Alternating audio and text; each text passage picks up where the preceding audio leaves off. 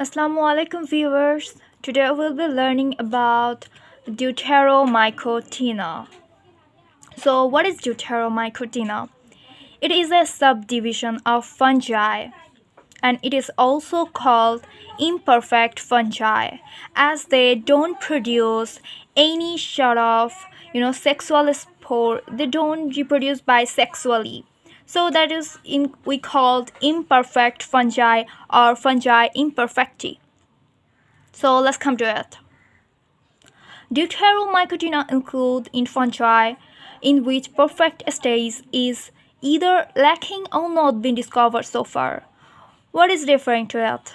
Actually, it is indicating that Deuteromycotina in which perfect stage means they don't have any sexual stage.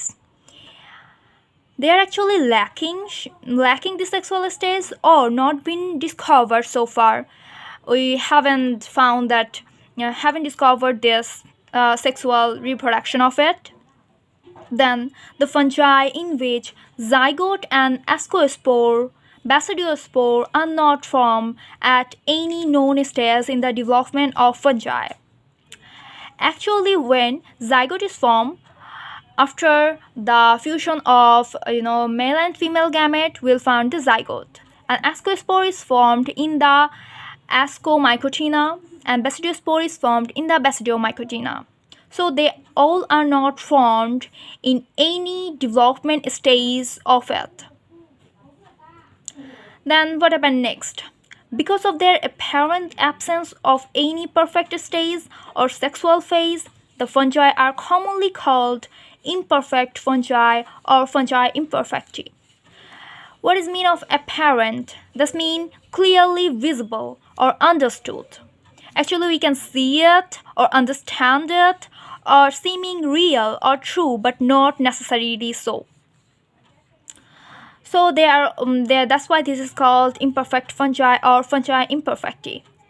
Deuteromycotina is the conidial stage of Ascomycotina or Basidiomycotina, whose sexual stages have either not been discovered or do not exist at all. That means it is the conidial phase of what? Ascomycotina and Basidiomycotina. Then, general characteristics of Deuteromycotina.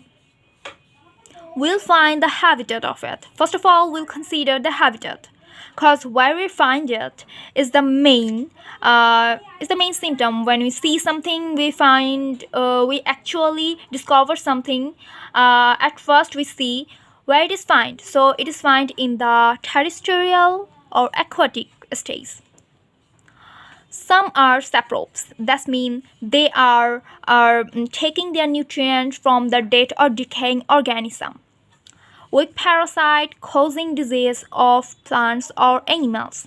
Actually, they are that not much strong as the Basidiomycotina and Ascomycotina used to be. So they are as weak parasites. So it's sort of like, yeah, they are not that much strong. So they are not that much harmful to plants or animals. So yeah, that's a relief, guys. So some are unicellular. That means they have only one cell, and most of the membranes have well-developed septate branched mycelium. Their mycelium is well-developed. Most of the membranes. This means that all of the membranes, when you find any sort of membranes, members will find that all have well-developed septate branched mycelium. Sexual reproduction is absent because it is called the imperfect or fungi imperfecti. Reproduction takes place by the formation of asexual spore called conidia. Actually, it is reproducing by conidia, forming conidia. Then the conidia are variable in size, shape and color. Whenever we find conidia, they are much variable in size, shape and color. So, what is the difference? We'll find some conidia are hyaline, some are colored. We can see some conidia colored and some are hyaline. Some are unicellular, some are multicellular, some are transversely septate. or contain both transverse as well as longitudinal septa. So what is the transverse? It is actually a septation in the middle part.